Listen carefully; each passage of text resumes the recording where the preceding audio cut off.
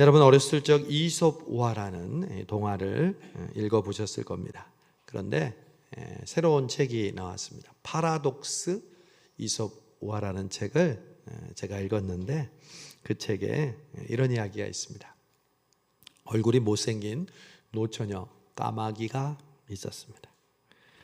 세월이 흐르고 나이를 먹을수록 이 노처녀 까마귀는 자신이 없어졌습니다. 자기를 아무도 거들떠보지 않는 것 같았습니다.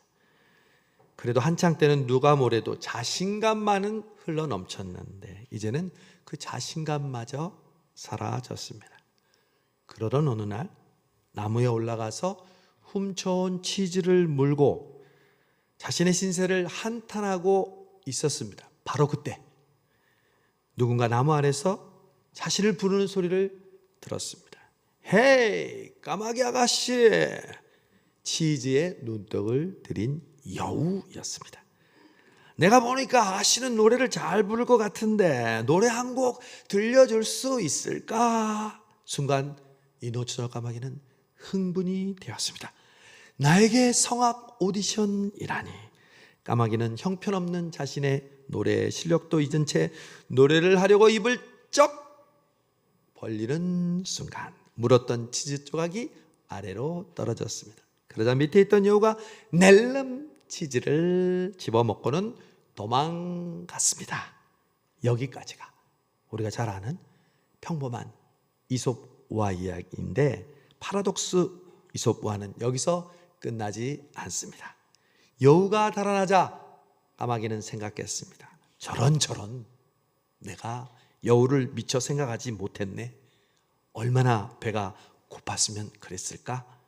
배고픈데 무슨 노랫소리가 들리겠어.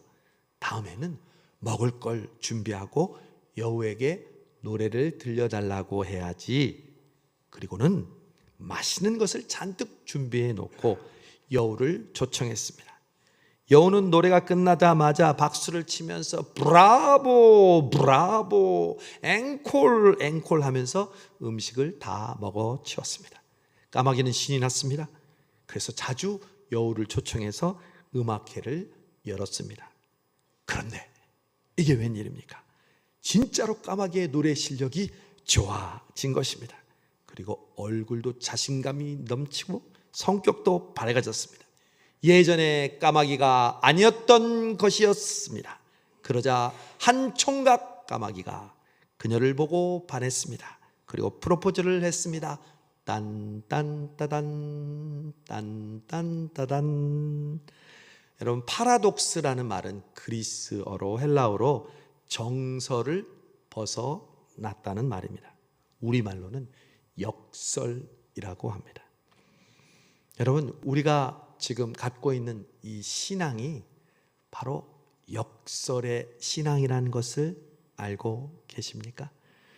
오늘 본문은 빌립보서 1장을 통해서 바울의 파라독스의 신앙을 우리에게 보여주는 장면입니다. 바울은 오늘 세 가지 자신의 파라독스, 역설을 설파하고 있는데 첫 번째 파라독스는 자신의 좌절된 꿈에 대한 역설입니다. 빌립보 교인들에게 지금 편지를 쓰는 바울은 어디에 있습니까? 감옥에 있습니다. 바울은 지금 감옥에서 빌립보 교인들에게 편지를 쓰고 있습니다. 그래서 빌립보서를 옥중서신이라고 하죠. 이 소식을 빌립보 교인들이 들었습니다. 그리고 곧바로 빌립보 교인들은 기금을 모아서 바울이 쓸 헌금을 준비해서 자신의 교우 에바브로디도를 통해서 빌립이 갇혀있는 옥을 방문하고 그 선물을 전달합니다. 옥에 있던 바울은 감동받죠. 그래서 빌립보 교인들에게 직접 편지를 쓰고 있습니다. 바울은 편지를 쓰면서 옥에 갇혀 있으면서 자신의 삶을 뒤돌아 보았겠죠. 예수님을 핍박하던 예수님을 다메섹 도상에서 만나 자신의 삶이 180도로 변하고 그 뒤로 쉬지 않고 자신이 핍박했던 그리스도를 전파했던 모습들, 소아시아와 나아가 유럽으로 가는 곳마다 교회를 개척하고 복음을 증거했습니다. 배고픔과 병듦 그리고 돌맞음, 죽음의 위기 가운데서도 오직 복음을 전파하기 위해 그는 걷고 또 걸었습니다. 그런 바울에게는 마지막 간절한 기대와 꿈이 있었습니다. 제가 얼마 전 사부 예배 때 당신은 청년입니까? 라는 주제로 청년 예배 때 말씀을 전했습니다. 여러분, 청년을 하나님은 사용하시는데 그 청년은 우리의 물리적인 나이가 아닙니다. 청년이라 하면 세 가지 특징이 있는데, 첫 번째, 도전하는 사람이 청년입니다. 두 번째는 뜨거운 열정을 가지고 있는 사람이 청년입니다. 그리고 세 번째는 비전을, 꿈을 가지고 있는 사람입니다. 그런 의미에서 바울은 청년이었어요. 그래서 꿈이 있었어요. 그에겐 꿈이 있었는데 마지막 자신이 로마에 가서 복음을 전하고 싶은 꿈이 있었어요. 로마가 세계의 지금 중심이잖아요. 모든 종족과 나라와 또 수많은 사람들이 함께 모여있는 세계의 도시 중의 도시 로마에 가서 복음을 전한다면 얼마나 효과적으로, 얼마나 많은 사람들에게 복음을 전할 수 있겠어요. 바울은 그것을 생각하면 너무 설레고 너무 흥분됐습니다. 그래서 로마서를 보니까 내가 너희에게 가고자 여러 번 애썼으나 길이 막혔다고 했습니다. 바울은 옥중에서도 이런 꿈을 꾸었는지 모릅니다. 로마에 있는 성도들이 자신을 맞이하고 환대해 주면서 그들에게 말씀을 가르치고 또 믿지 않는 수많은 사람들에게 복음을 전해서 그들이 그리스도인이 되는 그 꿈을 꾸었는지 모릅니다. 그러나 그의 꿈은 지금 산산조각이 났습니다. 왜요? 그는 지금 옥에 갇힌 몸이 되었으니까요. 자유의 몸이 되었어도 지금 로마로 가지 못해 길이 막혔는데 지금 옥에 갇혀 있으니까 더더욱 로마로 가지 못하게 된 것이죠. 여러분, 많은 사람들이 왜 실망하는지 아십니까? 왜 좌절하는지 아십니까? 내가 생각했던 대로 이루어지지 않기 때문에, 소위 말하는 나의 간절한 기대와 소망이 이루어지지 않았을 때, 그리고 그것이 무너진 것처럼 정반대의 상황으로 내 삶이 치닫고 있을 때 사람들은 실망하고 좌절하고 불평하고 원망합니다. 바울도 예외는 아니었겠죠. 그토록 로마로 가기 원했지만 지금 죄수의 몸에 있으니까요. 그러나 여기서 바울은 이루어지지 못한 꿈에 대한 자신의 역설, 파라독스를 이렇게 고백합니다. 12절입니다. 형제들아, 내가 당한 일이, 내가 옥에 갇혀 있는 일이, 내가 바랬던 대로의 정반대의 상황이 도리어 오히려 복음 전파의 진전이 된 줄을 너희가 알기를 원하노라. 이러므로 나의 매임이, 나의 옥에 갇힘이 내 뜻대로 되지 않은 이 상황이 그리스도 안에서 모든 시대 안과 그 밖에 모든 사람에게 나타났으니. 다시 말하면 빌립보 성도 여러분, 걱정하지 마세요. 내가 옥에 갇힌 것이 오히려 복음의 진보가 되었습니다. 이 때문에 옥에서 혹은 옥 바깥에 있는 많은 사람들에게 복음을 전할 수 있게 되었습니다.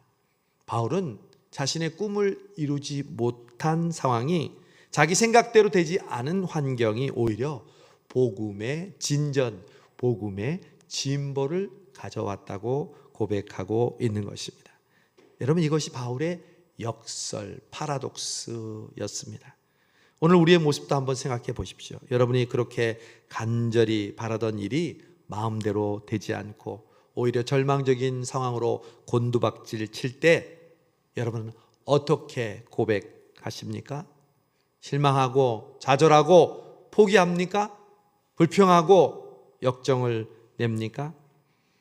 여러분, 대표적인 또 하나의 이루어지지 못한 꿈에 대한 파라독스를 가진 사람이 있습니다. 바로 요셉입니다. 요셉은 하나님이 꿈을 주셨어요. 11달과 별이 자기에게 절하고 11곡식단이 자기에게 절하는 꿈을 주셨어요. 이 요셉은 그 이후로 그 꿈이 이루어지는 탄탄대로의 길을 갔을까요? 아니요. 정반대의 일을 갔습니다. 형들이 자기를 미워해서 자기를 미디안 상인에게, 그래서 애굽의 종으로 팔리게 되었습니다. 또 거기서 신임을 받다가 여주인의 모함을 받아서 옥의 죄수로 갇히게 되었습니다.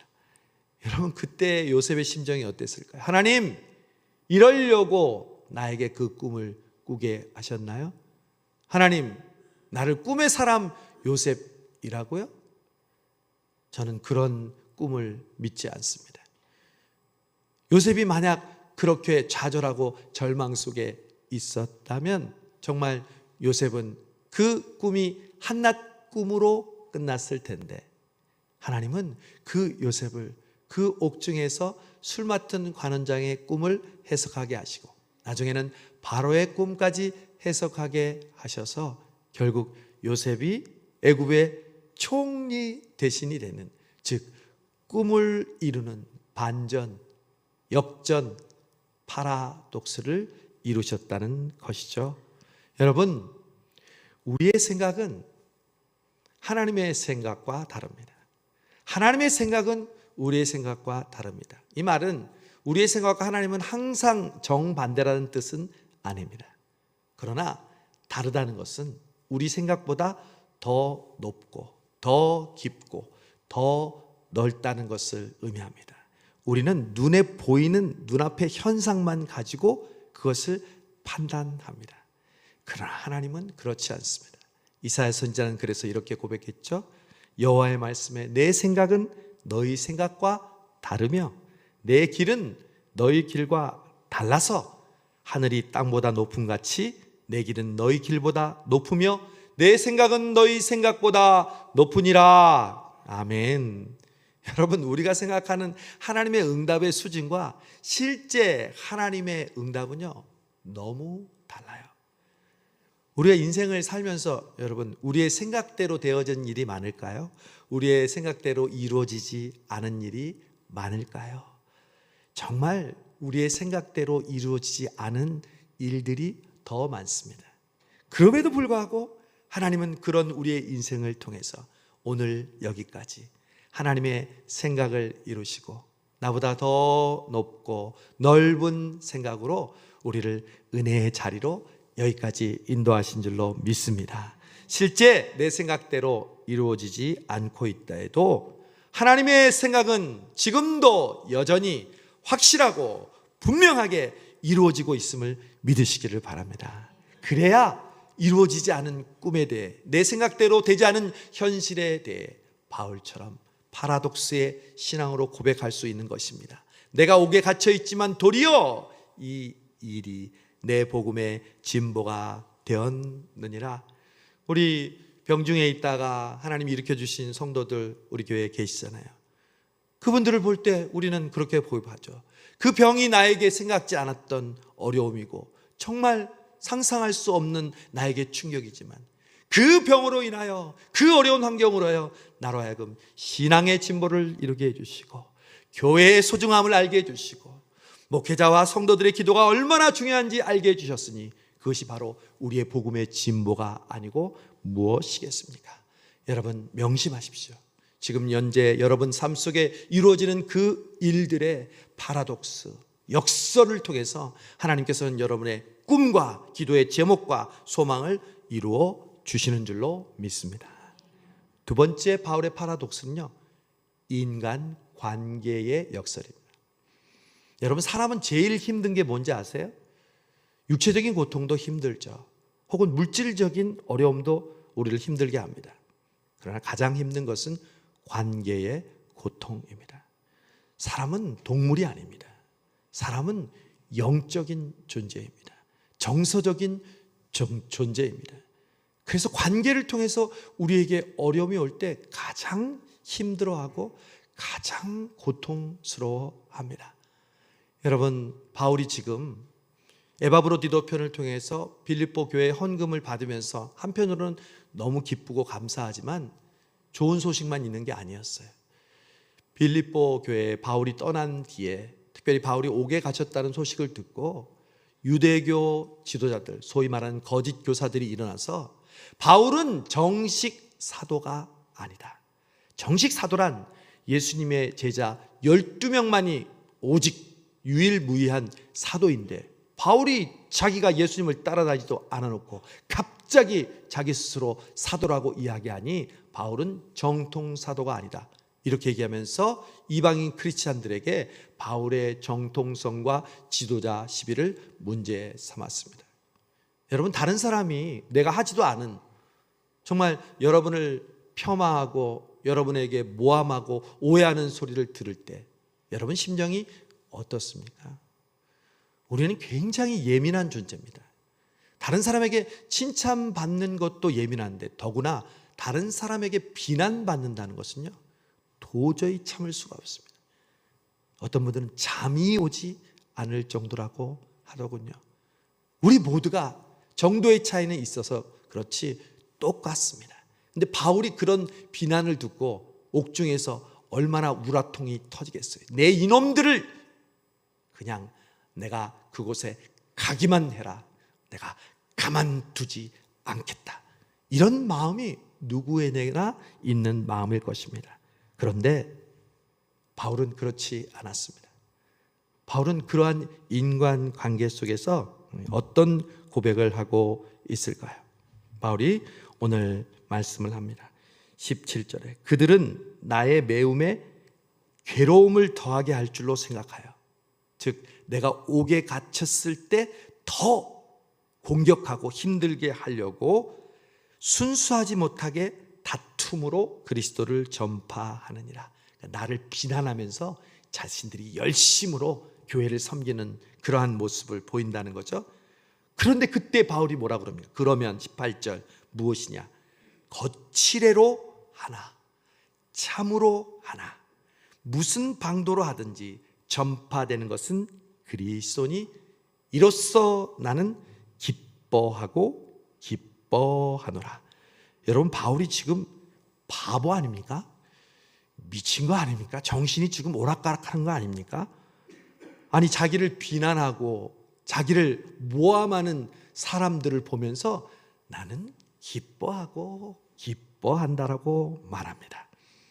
바울은 여기서뿐만 아니라 빌립보서 전체를 통해서 기뻐하고 기뻐하라고 강조합니다. 이것이 바로 바울의 파라독스가 아니고 무엇이겠습니까? 바울이 비난받으면서도 기뻐하는 이유가 무엇입니까? 그것은 그리스도가 전파되고 그리스도가 존귀 여김을 받는다면 내가 오해받아도 그것은 기뻐할 일이다. 여러분, 우리는 어떻습니까? 교회를 위하여, 교회의 하나됨을 위하여, 교회의 평화를 위하여 내가 오해받는다면 기뻐하고 기뻐하리라가 아니라, 교회는 어떻게 됐든지 하나 되든 못 되든지 내가 오해받고 내가 잘못된 의견을 들으면 나는 그것을 반드시 밝혀야 된다. 이게 바로 저와 여러분들의 일반적인 모습 아닙니까? 바울은 아니야, 내가 오해받아도 교회가 잘 된다면, 교회가 평화롭다면, 교회가 하나 되고 그리스도가 존귀된다면 나는 괜찮아, 그럴 수도 있지 라고 이야기했다는 것이죠. 여러분, 미국의 유명한 대통령 아브라함 링컨에 대한 일화입니다. 링컨의 아버지는요, 구두 수선공이었습니다. 링컨은 구두 만드는 사람의 아들로 태어나 미국의 대통령이 됐습니다.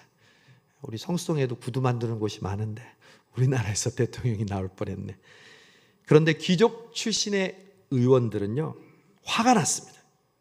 그들은 자신들의 대통령이 구두방 수송공의 아들이라는 것을 참을 수가 없었습니다. 소위 금수저 출신의 의원들은 이 흑수저 링컨의 출신 성분이 탐탁지 않았습니다. 그래서 링컨이 상원에서 대통령 취임 연설을 하는 첫날 단상에 서자 늙은 귀족이 링컨에게 모욕을 주려고 자리에서 일어나 이렇게 말했습니다. 링컨 대통령, 어쩌다 당신이 이 나라의 대통령이 되기는 했지만 예전에 당신의 아버지와 함께 우리 식구들이 구두를 만들기 위해 우리 집을 드나들곤 했다는 것을 잊지 마십시오. 또한 여기에는 당신의 아버지가 만든 구두를 신고 있는 상원 의원들이 있어. 그러니 당신의 출신 성분을 잊지 마시기 바랍니다. 주의가 냉랭해졌습니다. 여러분이라면 이 이야기를 듣고 뭐라고 대답하시겠습니까? 어떤 대통령은 그런 비난이 싫어서 아예 국회로 나오지 않았다고 하는데, 이 링컨 대통령은 이렇게 대답했습니다. 내가 상원에서 첫 연설을 하기 직전에 나에게 아버지를 생각하게 해주셔서 감사합니다.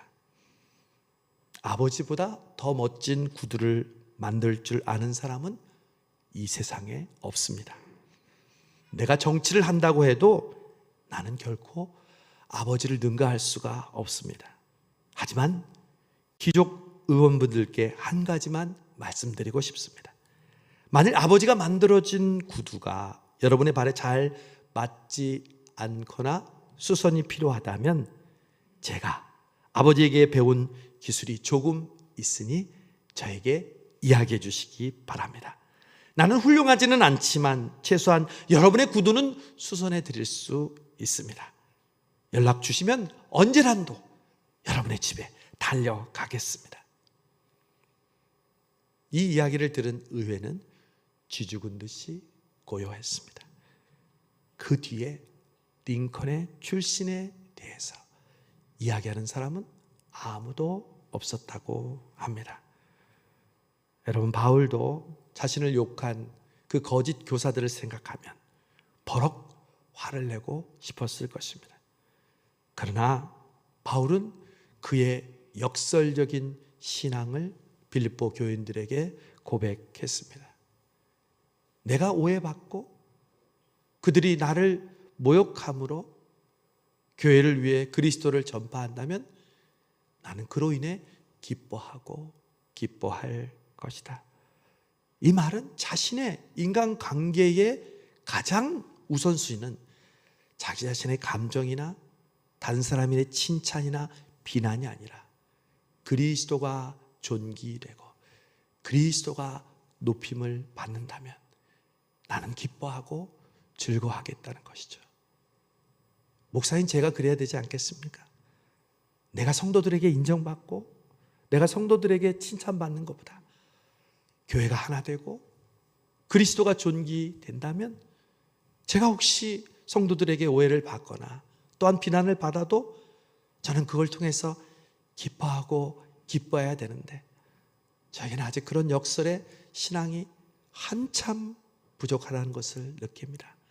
사랑하는 여러분, 여러분의 관계 속에서 여러분의 그 어려운 관계가 오히려 그리스도를 존귀히 여기고 그 그리스도가 높여짐을 통해서 여러분이 기뻐하고 즐거워하고 그 오해와 그 모함을 뛰어넘을 수 있는 믿음의 역설을 발휘하시는 여러분 되시기를 바랍니다.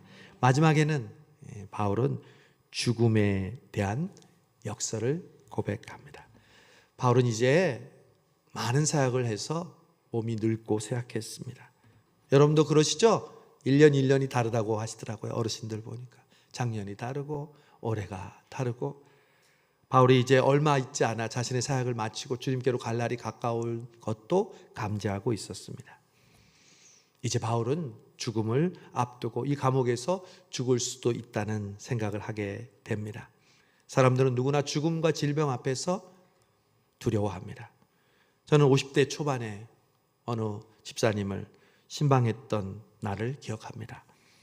아이 셋을 둔 중년의 집사님이었습니다. 그분은 갑작스러운 간암 말기 선고를 받았습니다. 멀쩡했던 그가 하루가 다르게 여유어지고 얼굴의 색깔이 변했습니다. 병원을 신방한 저에게 집사님이 이렇게 말씀하시더군요. 목사님, 살고 싶습니다. 다시 한번 기회가 주어진다면 열심히 살고 싶습니다. 제가 무슨 말씀을 드려야 할지 몰라 집사님 함께 기도해요 하고 기도를 해주었습니다. 그리고 얼마 있지 않아 그분은 하나님의 부름을 받았습니다. 여러분, 누구나 죽음 앞에서는 두려워하고 살고 싶어 합니다. 죽고 싶은 사람이 어디 있겠습니까? 그러나 바울은 그의 죽음 앞에서 이런 파라독스를 고백합니다. 오늘 20절, 나의 간절한 기대와 소망을 따라 아무 일에든지 부끄러워하지 아니하고 지금도 전과 같이 온전히 담대하여 살든지 죽든지 내 몸에서 그리스도가 존귀하게 되게 하려 하나니. 바울에게는 이 역설의 공통점이 바로 그리스도가 존귀하게 되는 것이었습니다. 그리스도가 존귀하게 된다면 21절, 이는 내게 사는 것이 그리스도니 죽는 것도 유익함이라. 그 다음 우리가 읽지 않았지만 계속해서, 그러나 만일 육신으로 사는 이것이 내일의 열매일지인데 무엇을 택하야 하는지 나는 알지 못한다. 나는 죽음과 삶 사이 둘 사이에 끼어 있으나 차라리 세상을 떠나서 그리스도와 함께 있는 것이 훨씬 더 좋은 일이라고 하고 싶으나 내가 육신으로 있는 것이 너희를 위하여 더 유익하리라. 바울은 죽고 사는 문제 가장 중요한 기준은 나를 통해 그리스도가 존귀 여김을 받는 것이라고 고백합니다. 여러분, 우리는 매일 죽는 훈련을 하고 있습니다. 하루마다 잠을 잔다는 것은 내가 오늘 죽었다는 것을 의미합니다. 그리고 하루마다 잠이 깬다는 것은 내가 오늘 다시 생명을 얻고 부활했다는 것을 의미합니다. 그래서 바울은 갈라디아서 2장 20절에서 내가 그리스도와 함께 십자가에 못 박혔나니 그런즉 내가 사는 것이 아니요 오직 내 안에 그리스도께서 사신 것이라. 이제 내가 육체 가운데 사는 것은 나를 사랑하사 나를 위하여 자기 몸을 버리신 하나님의 아들을 믿는 믿음 안에서 사는 것이라. 여러분, 이번 한 주간이 여러분의 신앙의 역설을 보여주는 한 주간입니다. 바로 고난 주간입니다. 고난 주간, 우리는 우리의 신앙의 역설, 바로 우리의 신앙의 본질이 역설이거든요. 예수님을 믿는다는 것은요, 세상 사람들이 평범하게 생각하는 그 길을 가는 것이 아니라 역설의 길을 가는 길입니다. 여러분, 말씀을 준비하면서 바울보다 비교할 수 없는 역설의 삶을 살았던 한 분을 떠올립니다. 바로 예수 그리스도십니다. 여러분, 하나님이신 예수님이 인간이 된 것보다 더 큰 역설이 어디 있겠습니까?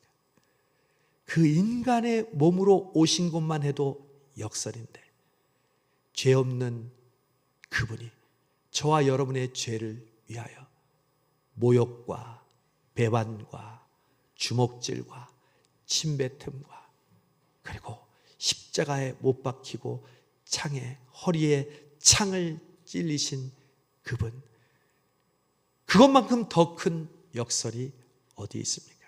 그리고 마지막, 예수님이 십자가에 죽으셨을 때 아마 사탄은 박수를 치고 아까 여우처럼 브라보, 앵콜 하면서 기뻐했겠지만, 하나님의 역설은 그 죽음으로 예수 그리스도를 다시 살리셔서 우리에게 신앙의 역설을 통하여 생명이 다시 태어나게 하는 그 죽음의 파라독스를 십자가에서 이루신 줄로 믿습니다. 여러분의 역설의 신앙은 지금 잠자고 있습니까? 아니면 활활 불타오르고 있습니까? 이 고난주간에 여러분을 그 역설의 신앙의 자리로 초대하고 계시는 주님을 아십니까? 2025년 이 고난주간은 우리 성수동 교회에서 다시 한번 역설의 신앙으로 우리를 부활케 하시는 은혜가 충만케 하실 줄로 믿습니다. 119년이 된 성수동 교회, 수많은 어려움과 수많은 갈등으로 트라움을 겪은 교회, 그러나 역설의 신앙으로 2025년 그 어느 때보다도 뜨거운 사순절과 주님의 십자가를 붙드는 성수동 교회, 이 성수동 교회가 주님과 함께 예루살렘으로 입성하면서 이 고난주간을 맞이하는 바로 이때 주님께서 여러분에게 물으시는 너의 역설의 신앙은 무엇이냐? 할 수 없음이 아니라 하려고 하는 마음으로 그 역설의 신앙을 주님 앞에 보여드릴 때 주님께서 그 십자가의 은혜와 부활의 놀라운 능력을 이 고난주간과 부활절을 통해서 우리에게 베풀어 주실 줄로 믿습니다.